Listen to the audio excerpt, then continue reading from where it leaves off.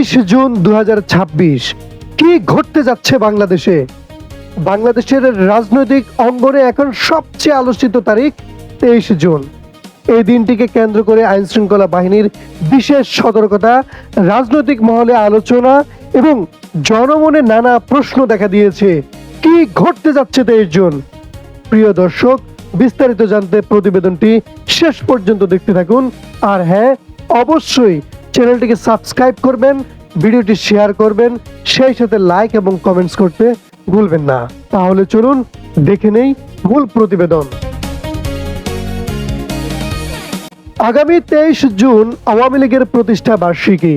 দলটি বর্তমানে নিষিদ্ধ ঘোষিত হওয়ায় দিনটিকে কেন্দ্র করে সম্ভাব্য কর্মসূচি বা সমর্থকদের তৎপরতা নিয়ে সতর্ক অবস্থানে রয়েছে সরকার ও আইন শৃঙ্খলা বাহিনী।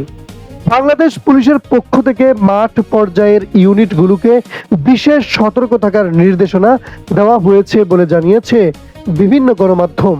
গুরুত্বপূর্ণ স্থাপনা, জনসমাগম এলাকা এবং প্রবেশগুলোতে নজরদারি বাড়ানোর কথাও বলা হয়েছে। সংশ্লিষ্ট সূত্রগুলো বলছে, কোনো ধরনের নাশকতা, বিশৃঙ্খলা বা আইন শৃঙ্খলা পরিস্থিতির অবনতি যেন না ঘটে, সেজন্য অতিরিক্ত নিরাপত্তা ব্যবস্থা নেওয়া হয়েছে।